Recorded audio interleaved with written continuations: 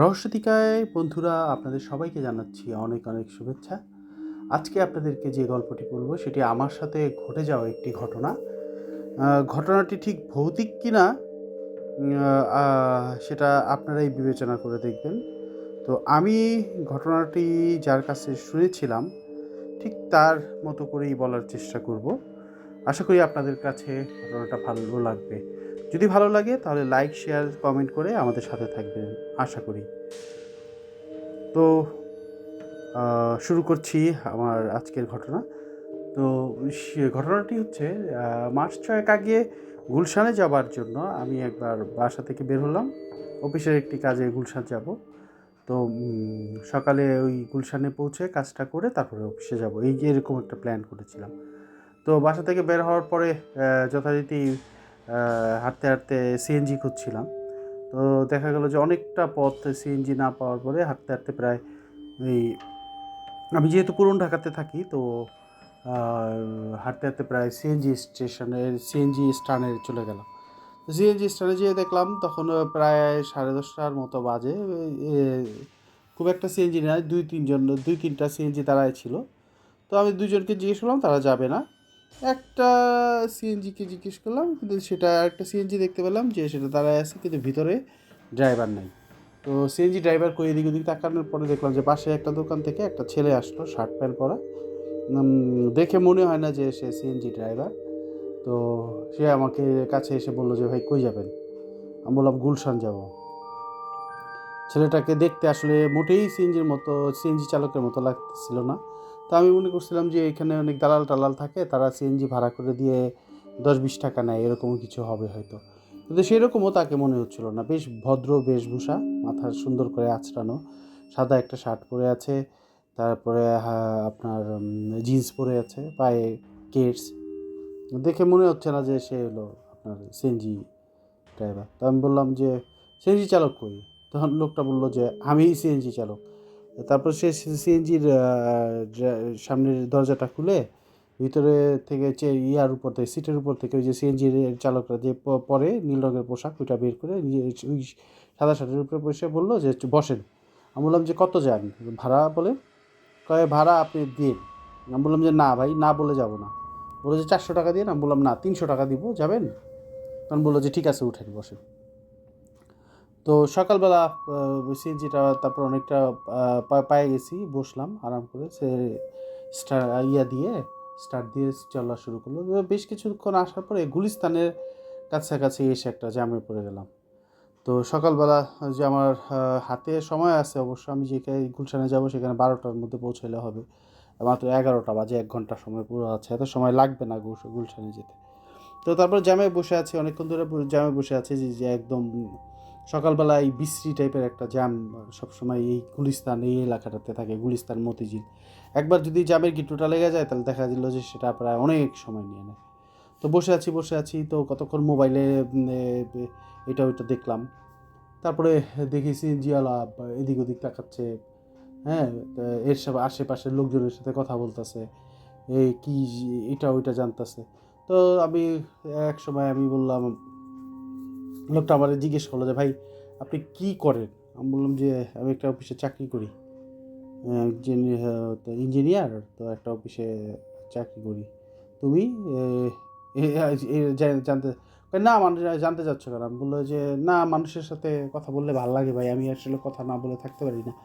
ছোটোবেলা থেকে বেশি কথা বলি দেখে অনেক মাইর খেয়েছি, তো এর জন্য আপনি জিজ্ঞেস করলাম, কিছু মনে করবেন না। আমি বললাম যে, না, মনে করার কিছু নাই। তখন আমি বললাম যে, তোমার তো দেখতে সিএনজি চালকের মতো মনে হয় না, তাহলে তুমি সিএনজি চালাও কতদিন ধরে সিএনজি চালাও? তখন সে বললো যে, সিএনজি চালাই খুব একটা বেশি দিন না, বছর 2-3 হবে, 3 বছর হবে। তখন আমি বললাম যে, বাহ, তাহলে তো বেশি দিন না, 3 বছর তো অনেক সময়। আমি কইলাম, এর আগে কী করতাম? এর আগে পড়াশোনা করতাম, গ্রামে থাকতাম। তারপরে এই মনে করেন খুলনায় ছিলাম কিছুদিন, চিটাগাংয়ে ছিলাম, রাজশাহীতে ছিলাম, এখন ঢাকায় আছি, নওগাঁয় ছিলাম। আমি বললাম যে, বাহ, তাহলে তো তুমি পুরো বাংলাদেশ ঘুরতেছো ভাই। তোমার কি, তুমি যাযাবর নাকি যে এইখানে ওইখানে ঘুরাও, নাকি তোমার ভ্রমণের নেশা আছে? বললো যে, না, ভ্রমণের নেশা নাই ঠিক ভাই, সাদে কি আর এইখান থেকে নিজে ঘুরে বেড়াই, এই একটা ঘটনা আছে, এই জন্য ঘুরে বেড়াইতেছে। তাহলে আমি বললাম যে অসুবিধা না থাকলে বলো ঘটনাটা কি, শুনি, যে আমি তো আটকে রয়েছি, তোমার গল্পটা শুনি। কয় যে ছেলেটা একটু আমতা আমতা করতেছিল, তারপর বলতেছে যে যে বললো যে আমি তো আসলে যে অনেক বড় ঘটনা, আপনার হয়তো বিরক্ত লাগবে। আমি বললাম যে না, বিরক্ত লাগবে না, মানুষের ঘটনা শুনতে পছন্দ করি, তুমি বলো। তখন বললো যে আমার বাড়ি হলো আপনার ভাঙ্গা এলাকায়। ভাঙ্গা চিনছেন তো, ফরিদপুরের ভাঙ্গা? আমি বললাম হ্যাঁ হ্যাঁ চিনি তো ভাঙ্গা, নাম শুনছি আর কি, যাইনি কখনো। তো ভাঙ্গার একটা গ্রাম আছে ডাকাতিয়া, ওই ডাকাতিয়া গ্রাম, ওই এলাকায় হচ্ছে আমার বাড়ি। আমি বললাম ডাকাতিয়া গ্রাম নাম শুনছি, কিন্তু ওইটা যে ভাঙ্গা এলাকায় পড়ছে, ভাঙ্গাও না, আবার ফরিদপুরের মধ্যে পড়ছে, বৃহত্তম ফরিদপুরের মধ্যে, তো পদ্মার চরের দিকে আর কি। আমি বললাম আচ্ছা, তো কী হয়েছে? ডাকাতি এলাকায়। তো আমাদের বাড়ির পরিবেশ অবস্থা খুবই ভালো ছিল। ছোটোবেলা থেকে কোনো কিছুর অভাব ছিল না। বাপ চাচারা কৃষিকাজ করতো, ধানের ব্যবসা করতো, সুপারির ব্যবসা করতো, কাঠের ব্যবসা করতো। তো মোটামুটি আমাদের অবস্থা, বাড়ির অবস্থা ভালোই ছিল। যে আমার বাবারা হলো 4 ভাই, তারা এক বাড়ির মধ্যেই থাকতো, সবার ছেলেমেয়েরা, পুরা বাড়ি, চারদিকে 4টা ঘর, বড় ঘর, ও মাঝখানে উঠান, গোলা ভর্তি ধান, পুকুর ভর্তি মাছ, কোনো কিছুরই অভাব ছিল না। আর বড় পরিবার হওয়ায় আমাদের ছিল আপনার লোকজনও বেশি ছিল, তো এর জন্য বাড়িটা সবসময় লোকজনের সময় আর কি গম গম করতো। আর আমাদের সবাই পড়াশোনা করছে, আমিও পড়াশোনা করতাম, ম্যাট্রিক পাস করছি আমি। কিন্তু ভাই আমার মধ্যে একটা খারাপ কাজ ছিল। আমি বললাম যে তুমি ম্যাট্রিক পাস করছো না? হ্যাঁ। আমি তারপর পড়াশোনা করলো না কেন? তো পড়াশোনা করুম কেমনে? ওই যে বললাম না, কপালের একটা ফাড়ার মধ্যে আটকে গেছি, এর জন্য আর পড়াশোনা করতে পারি নাই। আমি বললাম যে তো কী ভাড়াটা কী বলো? আর তুমি করে বলতেছি, তুমি আমার বয়সে ছোট হইবা, এর জন্য তুমি করে বলতেছি, কিছু মনে করো না। না না না, মনে করার কি আছে, আপনি বরং আমার তুমি কইতেছেন দেখি তো আমার ভালো লাগতেছে, লেগে তো আপনার সাথে আরও বেশি কথা বলতেছি। আমি বললাম যে দাঁড়াও ভাই 1 মিনিট, তোমাদের তো আবার, তুমি তো আবার ওই যে কোনো ফোর্সের লোকজন না, কারণ ফোর্সের লোকজনকে তো আসামি ধরার জন্য এইভাবে ঘুরা টুইরা বেড়ায়, সিএনজি চালায় বা এটা ওইটা চালায়। ছেলেটা আইসা বললো যে না, আমি এগুলি কিছুই না। হ্যাঁ, তো আচ্ছা, যেটা বলতো আমি, আচ্ছা ঠিক আছে, না হইলে ভালোই ভাই, আর হইলেও কোনো ক্ষতি নাই, এখন বলো তুমি আমাকে। তারপর কী হলো? তারপর কী হয়েছে, তো মনে করেন যে বাসার পরিবেশ ভালো ছিল, আর্থিক অবস্থা ভালো ছিল। আর আমাদের ওই ডাকাতিয়া এলাকা, যে গ্রামটা, ওইটা হলো ভাই আসলে ডাকাতদের জন্যই আপনার এই নামে নামকরণ করা হয়েছিল গ্রামটা। তো মানুষই ডাকাতিয়া গ্রাম বললে, ডাকাতদের গ্রাম বললে আমাদের গ্রামটা চিনত। তা আমাদের পরিবারটা ডাকাতি এগুলির মধ্যে ছিল না, তবে বেশ কয়েকটা পরিবারের লোকজন ওইখানে ডাকাত ছিল সবার। আর ডাকাত দলের কালু নামে কালু সর্দার ছিল, নাজেম মাঝি ছিল, হ্যাঁ, তারপর আরও কয়েকজন ছিল, এরা সবাই বড় বড় ডাকাইতে ছিল। সবচেয়ে বড় ভয়ঙ্কর ছিল কালু ডাকাত। তো সে হইলো আশেপাশের এমন কোনো, বাংলাদেশের এমন কোনো জেলা নাই যে এখানে কালু ডাকাত ডাকাতি করে নেই আর তার শিষ্য নেই, এত বড় ডাকাতির দল ছিল তার। তো কথায় আছে যে কালু ডাকাতের দৃষ্টি যদি কোনো বাড়ির উপরে পড়তো, তাহলে সেই বাড়ির কাঠকুটো খুললা লয়ে যেত, এরকম অবস্থা ছিল। তো সেই ডাকাতের গ্রাম হওয়ায় তো আমাদের গ্রামে খুব একটা ডাকাতি ডুকাতি হইতো না, তার চুরি চামারিও হইতো না, কারণ কে চুরি করব আর কে ডাকাতি করবো সবই তো আমাদের এলাকার লোকজন, কাজেই এখানে ডাকাতি হইতো না। তো বরং তবে পুলিশ প্রায়ই আমাদের গ্রামে আইসা হইচই করতো, ধরে নিয়ে যেত, একটা খারাপ অবস্থা সবসময় থাকতো। তো যাই বলতেছিলাম, তো ছোটোবেলা থেকেই আমি খুব আর কি পোংটা টাইপের আছিলাম। এই বন্ধু বান্ধবের লাগে আড্ডা মারা, এইখানে যাওয়া ওইখানে যাওয়া, এর গাছের আম পাড়া, ওর গাছের ডাব পাড়া, রস চুরি করে নিয়ে চরের মধ্যে পিকনিক করা, এগুলি ভাই আমার কাছে বাম হাতের খেল ছিল। বিশাল এক গ্রুপ নিয়ে চলতাম, তবে খারাপ কাজ করতাম বলতে মানে মানুষের এইটা ওইটাই করতাম। আর আরেকটু খারাপ বেশি কাজ বলতে মনে করেন মানুষের খাসি একটা লয়ে যায় আপনার চরের মধ্যে রাইন্দা বাইরা খাইয়া হইতাম, বা কারো একটা গরু কাইটটা নিয়ে খাইয়া ফেলতাম। কিন্তু তারপরেও দেখা গেলো এগুলি নিয়ে প্রায় বাজারের মধ্যে বিচার টিচার আসতো, আর আমার বাচ্চা ছাড়া একটু ভালো মানুষ হয়, প্রায় মাইট ধরে খাইতে হইতো। তো ম্যাট্রিক পরীক্ষার পর একবার একটা বড় রকমের বিপদে আমি পড়ে যাই, সেই ঘটনাটার কারণেই আজকে বাড়ি ছাড়া প্রায় 7-8 বছর ধরে, আর এখানে ওইখানে ঘুরে বেড়াইতেছি। তো আজ 3 বছর ধরে সিএনজি চালাইতেছি। এর আগে রাজমিস্ত্রির কাজ করছি, তারপরে আরও কত কিছু যে করছি, বাসের ড্রাইভারই করছি। হ্যাঁ, তো 3 বছর ধরে এই আপনার সিএনজি চালাইতেছি, 2-3 বছর ধরে। তো আমি বললাম যে কী ঘটনাটা, কী ঘটনাটাই বলো। কয় ঘটনাটা হলো, তখন একবার ইয়াতে কী বলে আপনার ওই যশোরে গেছি সিনেমা দেখতে। যশোরে বড় সিনেমা হল ছিল একটা, মণিহার, শুনছেন নাম? আমরা শুনছি তো আগে টিভি রেডিওতে, মণিহারকে খুব করতো, যশোরের বিখ্যাত সিনেমা হল। হ্যাঁ, ঠিক সেই সিনেমা হলে সিনেমা দেখতে গেছি বন্ধুবান্ধব সবাই মিল্লা, তো খুলনাতে। তো সিনেমা টিনেমা দেখা ঘুইরা টুইরা খায়া দেয়া বাড়িতে আসছি রাত্রে প্রায়, আগের দিন গেছি, পরের দিন রাত 10টা-11টার সময় বাসায় আসছি। তো এর আগে আবার একটা আকাম করে থেকে গেছিলাম, সেটা হলো ওই যে আপনার একজনের গরু নিয়া চরের মধ্যে জব করে খায়া একবার অর্ধেক বাজারে নিয়ে বেচ্চা দিছিলাম। বেচ্চা দিয়া সেই মাংসের টাকা দিয়া সিনেমা দেখতে গেছিলাম আমরা সবাই। এই আকামটা করে গেছিলাম। তো গ্রামের মধ্যে তার কোনো কথা গোপন থাকে না, কে কী করছে না করছে এগুলো প্রচার হয়ে যায়। তো ঠিক আমাদের এই চুরির কথাটাও প্রচার হয়ে গেছিলো গা। আর আমাদের বাড়িতেও এই ঘটনাটা বাবারা, ভাইরা, চাচারা শুনছিল। তো যাই হোক, বাড়িতে রাত্রে ঢোকার পরে বাপ চাচারা দিল মায়ের, কঠিন মায়ের দিয়া বাপ বললো যে তুই এক্ষণ বেরিয়ে যাবি গিয়া, তোরে আর এই বাসায় রাখুন না। চাচাদেরও এক কথা যে চোর বাসায় রাখুন না, কারণ এমনিই ডাকাতিয়া গ্রাম, আর পোলা যদি চোর হয় তাহলে আমাদের বদনামের আর শেষ থাকবে না। তো সত্যি আমি বলছিলাম, এর আগেও মাইট দিছে কিন্তু বাইক করে দেয় নাই, কিন্তু এবার ঠিকই বাইক করে দিছে। কারণ পরে শুনছি যে চেয়ারম্যান, ওই যে যার গরু খাইছি সে চেয়ারম্যান লয়ে আইছিল বাসায়, বিচার বইছে অনেক কিছু, এবং যে গরু চুরি করতে দেখছে সে আমাদের 3-4 জনের নামও কইছে। তো চেয়ারম্যান আয়া বাবারে পুলিশের ভয়টাই দেখাইছে, পরে বাপ চাচারা টাকা টুকা দিয়া জিনিসটা মিটায় ফেলছে। যাই হোক, এখন আমি তো এই ঘটনার পরে আর বাসার থেকে বাইর করে দিল, তখন জামা কাপড় গুছায়া 2-3টা শার্ট আর প্যান্ট গেঞ্জি লয়া একটা ব্যাগের ভিতরে ঢুকায়া বেরিয়ে গেলাম বাসা থেকে। বেরিয়ে গেলাম মানে বাইর করে দিল, থাকতে পারলাম না। মায় কান্নাকাটি করলো, কি আর কে কার কথা শুনে। তো বাইরে এটা এখন কী করুম, রাত্র তখন প্রায় 10-15 সাড়ে 10টার মতো বাজে। আর হাঁটতে হাঁটতে আবার বাজারে এলাম, আমাদের বাসার কাছ থেকে কিছু দূরেই বাজার। তো বাজারের মধ্যে আইসা ওই চায়ের দোকান আছে, বজলু মিয়া নামে একজন ছিল, তার চায়ের দোকানে বইছি। তো বইসা একটু চা খাইলাম, বিস্কুট খাইলাম। তো ঘুম পাইতেছিল, আসলে 2 দিন ধরে জার্নি করতেছি। তো বজলু রে কইলাম যে বজলু রে, আর এই আমার তখন দেখলাম যে আমার এক বন্ধু, 2-3 জন বন্ধু বান্ধব আছে, তারাও আইছে। তো ওই সর্বত্র ওই একই আলোচনা, চায়ের দোকানে ওই একই আলোচনা, গরু চুরির কথা, গরু খাওয়ার কথা। তো এই যেই চায়ের দোকানে বসি, বজলুও আসছিল অঙ্গলোকে। তো বজলু দেখলাম, কী রে বজলু, ঘটনা কি? তো বজলু এক ফাঁকে কইলো যে দেখ, ভালো অবস্থা না, সবাই যেদিকে পারছে গেছে গিয়া, তুইও জাগা। আমি কই যা মুখি, আর ভাই তুই তো বাইর করে দিছে বাপে। কই কস কি? কই হ। তারপরে দেখলাম যে বজলুও 11টার সময়, ভাবছিলাম বজলুর দোকানে রাইটটা কাটাই দিব, কিন্তু বজলু আর রাজি হইল না।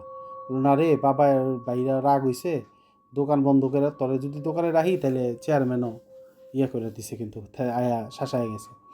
আর আমি বললাম যে তুই তো আসলি, তুই তো খাইছস।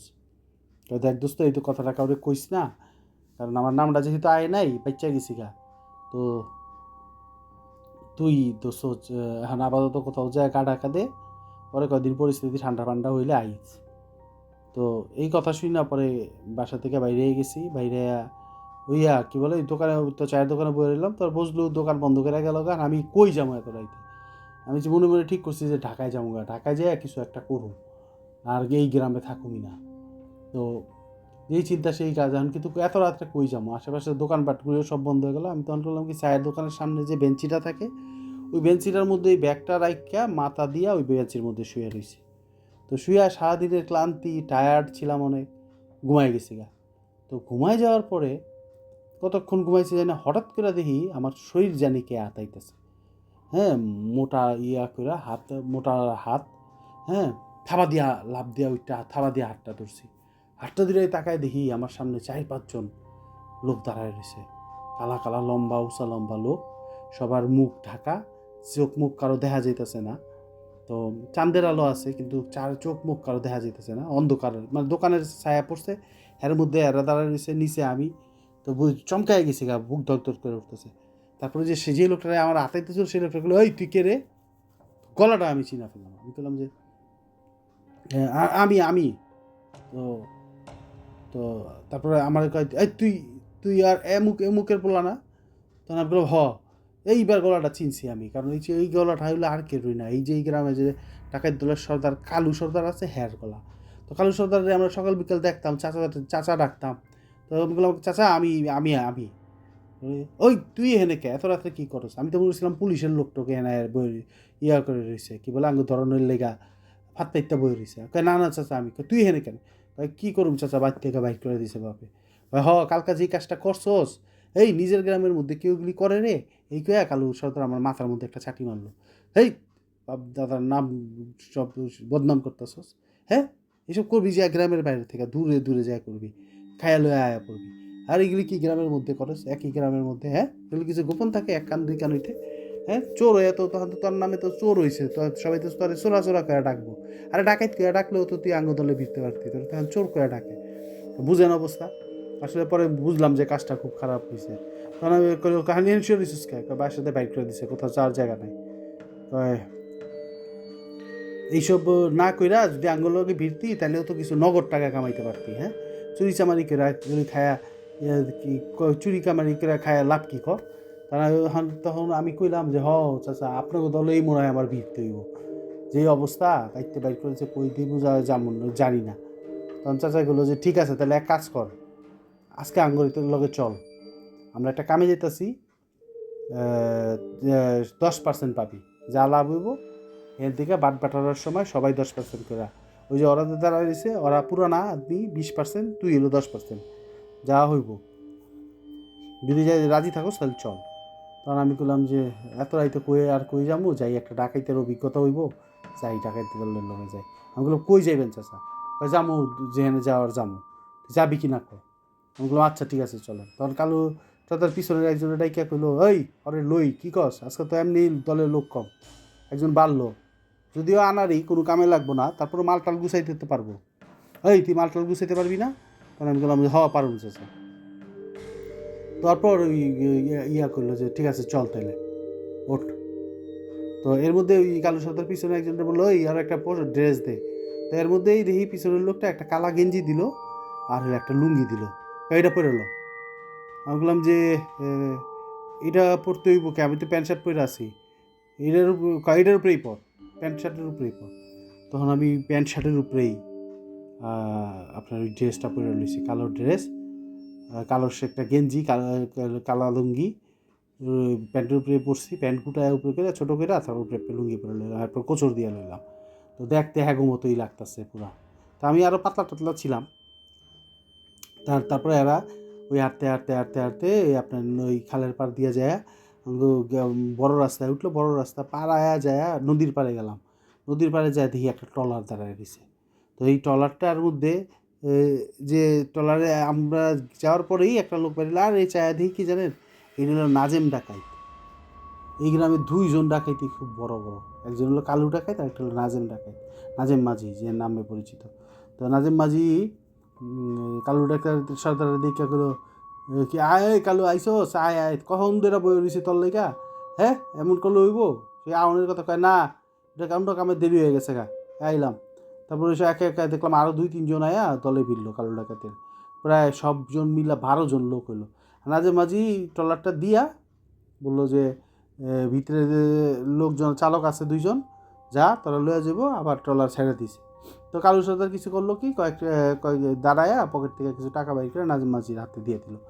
নাজিম মাঝি টাকা লয়ে 1 লাখ টাকা লোকা। তো আমরা সবাই ট্রলারে করে রওনা দিলাম নদী দিয়া, পদ্মা নদীর সাইড দিয়া পাড়াইতে পাড়াইতে নদীর তেসরাভাবে নদীটা পাড়াইলো, পদ্মা পাড়াইলাম। পদ্মা পার হইয়া প্রায় ঘন্টা 2-1 লাগায় পদ্মা পার হইয়া তারপর আরেক পারে যায় উঠটা, তারপরে আপনার ইয়া করলাম, কি কয় পর্দার পার দিয়া যাইতে যেতে যেতে যেতে যেতে আরও ঘন্টাখানেক যায় একটা জায়গায় থামলো ট্রলার। তারপরে উঠলাম উপরে, উপরে উঠা তারপরে তো আপনার সোজা একটা রাস্তা দিয়ে হাঁটতে হাঁটতে হাঁটতে প্রায় 1.25 মাইলের মতো মনে করেন হাইটা গিয়া একটা বাড়ির ভিতরে, একটা গ্রামের ভিতরে গেছি। গ্রামের ভিতরে ওই গ্রামটা একটু অন্য রকমের, মনে করেন অনেক যে ঘর আছে তা না, মনে করেন এইখানে একটা ঘর, আবার 10-15 হাত 20 হাত দূরে, 30 হাত দূরে একটা আরেকটা বাড়ি। তো এরকম ছড়ানো ছিটানো বাড়িগুলো পুরা। আর পদ্মার পাশে হয়তো ওই খাল বিলেও আর কি, চারপাশে নদীটা নালা এগুলি আর কি। তো যায় সুপারি গাছ, এই গাছ ওই গাছ, নানা রকমের গাছ টাছ, আকাশে চাঁদ, সুন্দর চাঁদ উঠটা রইছে। তো পদ্মার পাড়ায় আইছি আমরা। তো হাঁটতে হাঁটতে ওইখানে পৌঁছানোর পরে, তো হাঁটতে হাঁটতে সবাই আস্তে আস্তে করে পা ডাকাত দলের একটা নিয়ম আছে, সবাই কিন্তু পাটারে ছড়াই দিয়ে হাঁটে, ছড়াই দিয়ে হাঁটলে পায়ে শব্দ হয় না, এইটা তারা প্র্যাকটিস। তো অনেক কিছুই কালু আমার যাইতে যাইতে শিখাইলো, এই কথা ওই কথা কইতে কইতে, আস্তে আস্তে কইতে কইতে। তো যেতে যেতে পরে ওই একটা বাড়িতে যায়া থামে গেল, একটা গ্রামের একটা বাড়ি কোনার শেষ মাথার দিকে একটা বাড়ির মধ্যে যায় কালু করলো এই বাড়িটায় এইটা। তো ঠিকই। আর তখন ওই যে আরেকজন আয়া করলো, ওস্তাদ এই বাড়ি থামেন। তো কালুগুলো ঠিকমতো দেখছস তো? কয় হ, কালকাই বিদেশ থেকে আইছে, অনেক মালামাল নিয়ে আইছে। তো বুঝলাম যে আগেই ইহারা খোঁজ খবর রাখে আর কি, ডাকাতি। তো ঠিক আছে। তো দেয়াল, বাড়িটা সুন্দর, চারিদিকে দেয়াল দিয়া ঢাকা, আশেপাশে কোনো অনেক দূরে দূরে বাড়িঘর আছে। তো দেয়াল টপকায়, চারিদিকে দেয়াল করা বাড়িটা, দেয়াল টপকায়া ভিতরে দুইজন ঢুইকা আসতে করে ভিতর থেকে গেট খুললা দিছে। তারপরে বাকি সবাই ঢুকলো বাড়ির ভিতরে ঢুইকা। তো এর মধ্যে একজন আগে আয়া ওই দরজার সামনে গেছে, দরজার সামনে যায়া টোকা দিছে, টোকা দিছে। পরে ভিতর থেকে অনেকক্ষণ টোকানোর পরে ভিতর থেকে একটা বুড়া লোক কইতেছে, এই কে কে? তখন ওই যে লোক টোকাইতেছিল ওইটা কালু সর্দারের আগেই ফিট করা লোক, বুঝতে পারছি। তাই কইতেছে, মামা দরজা খুলেন, আমি এরকম এমুক আইছি, ওই কালকা সৌদি থেকে আইছি। তো তো জামাল কি আইছে বাড়িতে? জামালে তো বুঝলাম যে ওই বাড়ির যে ছেলেটা বিদেশ থেকে আইছে, এর নাম জামাল। তো যে এই কথা শুন না বাড়িওয়ালা দরজা খুলে দিছে, দরজা খুলে দিছে। পরে হুড়মুড় করে সমস্ত ডাকাইত ঢুকাই দিতে এক লগে ঢুকলো। কিছুক্ষণের মধ্যেই পাই একটা বিশাল তাণ্ডব শুরু হয়ে গেলো, এই ঘর ওই ঘরে চিল্লাচিল্লি, মহিলারা শুয়ে কান্নাকাটি, হাউ কাউ, মুহূর্তের মধ্যে আর কি তাণ্ডব। তো এর মধ্যেই তো ডাকাইত দলের সর্দার ঢুকিয়া ভিতরে কইতেছে, কালু ঢুকিয়া কইতেছে চুপ চুপ, আর যে যেমনি পারতেছে পিটাইতেছে। আর ওই যারা বাইরে থেকে ঢুকিয়া ভিতরে ঢুকিয়ে করছে, যে লোকটা দরজা খুলছে হ্যাঁ হাত পা বাইন্দা লাইছে। তবে মহিলা বাচ্চারা এরা চিল্লাচিল্লি করতেছিল। তো এর মধ্যেই পুরা দুইতলা বাড়ির ভিতরে, মনে করেন উপরতলায় একটা ঘরটর আছে, উইজা মুইজা আলমারি মুলমারি ভাঙ্গা ভুঙ্গা, যে পোলাটা বিদেশ থেকে আইছিল এর ক্যাসেট ম্যাসেট প্লেয়ার এগুলো সব কাঠির মধ্যে বান্ধা হইতেছে। আমিও সমানে এগুলোকে হাত লাগাইতেছি, জিনিস নিয়ে আনতে পারতেছি। তো টেন্না নিতেছি। এর মধ্যে কিন্তু মহিলারা কিছুতেই কান্নাকাটি চিল্লাচিল্লি থামাইতেছিল না। তো এদিকে হয়েছে কি, ওই হঠাৎ করে দেখলাম বাইরের থেকে এক ডাকাইত বাইরে পাহারা আসছিল, করে কালু সর্দারে কইতেছে যে, ওস্তাদ খবর হয়ে গেছে গা, বাইরের লোকজন উঠে গেছে গা, টের পেয়ে গেছে গা, তাড়াতাড়ি করেন। তো কালু এই কথাটা শুনে এই কালু করলো, দাঁড়া বাকি ডিলো এলে। এর মধ্যেও কিছু জিনিসপত্র লইয়া টুয়া যখন তখন বাইরের দিকে জাগর পড়ে গেছে। জাগর মানে হলো চিৎকার চেঁচামেচি হইতেছে। এর মধ্যে উনি মাইকে কইতেছে, ডাকাইত পড়ছে, ডাকাইত পড়ছে, ডাকাইত পড়ছে, ডাকাইত পড়ছে, যে যেমনি পারেন নামেন। আর চারদিক দিয়ে লোকজন হই হই করে এদিকে আইতেছে। এই খবর পাই আমরাও করলাম কি, দরজা খুললা যে যেমনি পারছি দৌড় শুরু করছি। তো দৌড়াইতেছি রাস্তা দিয়া। তো এর মধ্যে কালু সর্দার আমার শিখাইছিল একটা কথা, যে দেখ যেদিকেই ইয়া করছ না, যদি দৌড়ানি খাস তাহলে কী করবি, ঢাইনে বায়ে দৌড়াবি, সবসময় সোজা দৌড়াবি না, তাহলে কিন্তু ধরা খাই যাবি না। তো তো ঠিকই এর মধ্যে দেখা গেলো যে কিছুক্ষণের মধ্যে একবারে পুরা চারো গ্রাম ভাঙ্গা পড়ছে ভাই, যে দিক থেকে যে পারে দেখি ইটা বর্ষা এইটা ওইটা আইতাছে মারতাছে। আমরা রাস্তা দিয়ে কিছুক্ষণ দৌড়াইলাম, দৌড়াইয়া পরে হঠাৎ আরেকজন আমার করলো যে, এই বামে নাম, বামে নাইমা দৌড়া। তো আমি বামে নাইমা এই দৌড়ান শুরু করছি। আর দিকে দেখি দৌড়াইতে লোকজন, তো আমি করছি রাস্তা থেকে কিছু দূর নাইমা গেছি গা, সুপারি বাগানের বা কি একটা বাগান দেখছি, বাগান দিকে বামে ঢুকে গেছি গা। ঢুকে যাই এই করছি কি, ওই এই বাগান জঙ্গলের মতো জায়গায় ঢুকে গেছে। এই পিছনে আমার 10-15 হাত দূরে এই কিছু লোক আসলে, সেগুলিও আমার পিছনে টর্চ লাইট লিয়ে ঢুকছে। তা এখানে একটা কি ভাগ্যের খেলা দেখেন, আমি করছি বাগানের ভিতরে ঢুকাই এই কিছু দূর, এই মনে করেন বাগানের মধ্যে ঢুকা 10-12 হাত গেছে, এমন সময় একটা ইয়া খায়া কি কয়, একটা উষ্ঠা খায়া পড়ে গেছি গা। পড়ছি একটা গর্তের মধ্যে পড়ে গেছি গা, একেবারে মনে কর বেশ খানিক গর্ত, 3-4 হাত গর্ত মনে হয় ভিতরে পড়ে গেছি গা। পইরা যায় আবার যে উঠতে লইছি তখনই দে একটা কে জানে আমার ভিতর থেকে চাইপা ধরছে। তো একটা চুপ চুপ করে বয়ে থাক, একদম চুপ করে বয়ে থাক, লড়বি না। তখন বুঝলাম যে আঙ্গতলেরই কেউ এই দাবরানি খায়া এখানে লুকায় রয়েছে। আমিও চুপ করলাম, চুপ করে রয়েছি, বুক টুক তো হাদাইতেছে, যতটা পারি নিজেরা ঠিক রেখে দম ছাড়তাছি। এর মধ্যে আপনার দেখলাম যে কয়েকটা লাইটের আলো এই বাগানের মধ্যে ঢুকে গেছে, উপর দেখা যাইতেছে লাইট। আমি নিচে শুয়ে এসে বইয়া দেখতেছি, তাড়াতাড়ি যে আমার পাশে আসছিল সেটা এই শুয়ে পড়, হ্যাঁ শুয়ে পড়। তখন আমি দেখলাম যে ওই লোকটা আবচ্ছা লাইট, চাঁদের তো আলো আছে, আবচ্ছা দেখা যায়। তো দেখলাম যে ও সাদা শার্ট পরে রয়েছে। আমি বললাম তুই সাদা শার্ট পরছস কি লেগা? হ্যাঁ, আরে এইটা আমার উপরে শো, আমার উপরে শো। আমি কোথায় আমার উপরে শো, তাহলে দেখবো না তোর কালা জামা আছে, আমার ঢাইকারা, আমার ঢাইকারা। আমি বললাম কি তাড়াতাড়ি এইটার উপরে শুয়ে পড়ছি, শুয়ে চুপ হয়ে রয়েছি। হ্যাঁ, কয় মাথা নিচা দিয়া রাখ, একদম চুপ, মাথা নিচা দিয়া চুপ করে শুয়ে থাক। আমি দেখলাম ওইটা মাথা মুথা ঢাইকা রয়েছে, সাদা কাপড় দিয়া একটা মাথা মুথা ঢাইকা শুয়ে রয়েছে। তা আমি করলাম কি নিজে ওইটার গালের কাছে মুখ রাইকা একদম মাথা মুথা ঢাইকা চুপ হয়ে পড়ে রয়েছি। ভাই কী যে ভয় পাইছি, জীবনে এমন ভয় আর পাই নাই।